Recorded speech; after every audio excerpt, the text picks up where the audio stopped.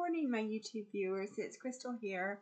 I'm here because I wanted to make you another video for real life examples of how to use statistics in Excel. And so this real life example that I'm going to give you is how to plan traffic lights. And basically what I've done is I just put some hypothetical values. I don't know what the values are, but I put hypothetical values of when traffic goes through a certain street on 24 hours of the day. And so I've done that, and then I've entered the data, and of course I don't know when traffic is going to go 24 hours of the day, but I went through every hour starting from 12 midnight to 2300, and I put the number of cars that I thought would go through each intersection, and I just made it up. And so the first thing that I did was, you can do is you can make a graph, a chart of what the traffic is going to traffic flow is going to look like. So you make the graph, and then just you highlight what you want to do. And I'm only using weekday at this point. I did weekday and weekend, but you know, people who do traffic planning, they would be a lot more elaborate than what I've done. So they might say Friday night, Saturday night, Sunday night, but I just did weekday and weekend, and the only one that I'm forecasting is the weekday. But you could, you can forecast for every night of the week. You can say, well, Monday to Friday, you're going to have a certain amount of traffic, and then you're going to say Friday night, which is the weekend, so you'll have a certain amount of traffic Friday night. Saturday and Sunday, you'll have different amounts of traffic because people won't be working. Most people won't be working, but they'll be out shopping and running errands and visiting friends, things like that. And then you also have holidays, and so people would you'd have different traffic on the holidays. So people who plan traffic, they would take all of these factors into consideration. This is just a real life example that I've made.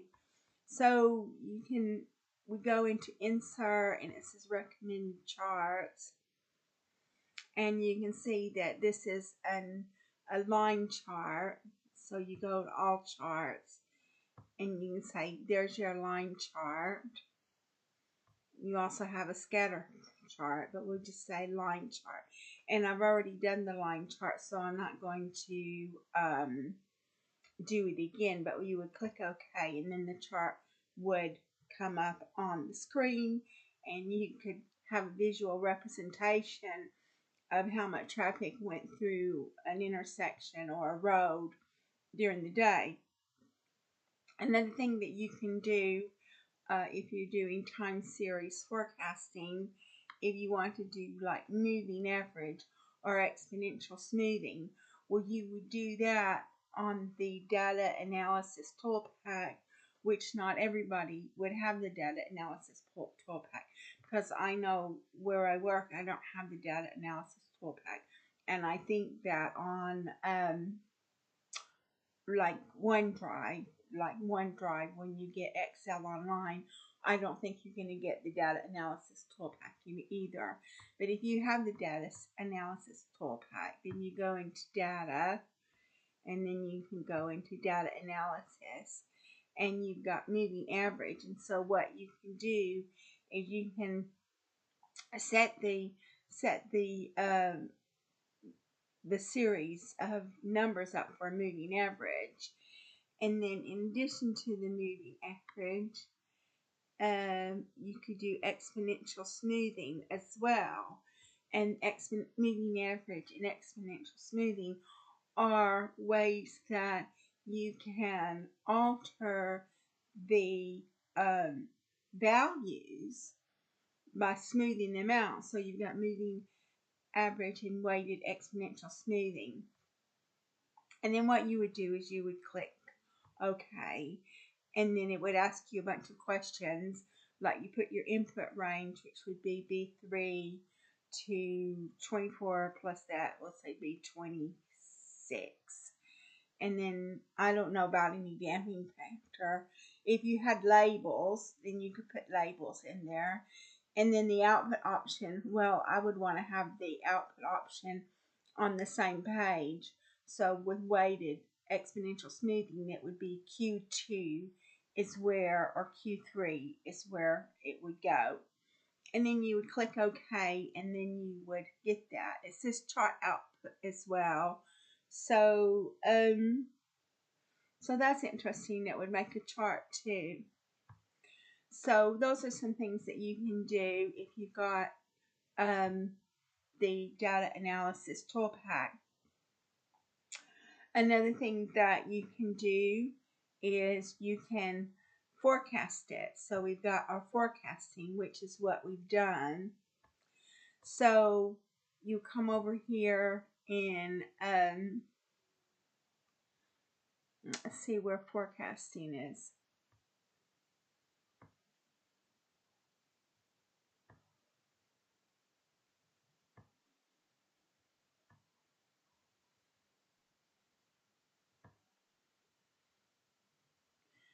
So here on data, they also have forecasting, so you could forecast it. And so that gives you your forecast. But I'm not going to do the forecasting, and the reason why is because I've already done the forecasting. So you can see what the forecasting looks like because it gives you the forecasting on another page. And so you can see that based upon the figures that I entered, that the traffic is going to increase. But you also have your confidence levels. So you've got your upper confidence level and your lower confidence level. So it could be anywhere between the upper confidence level and the lower confidence level.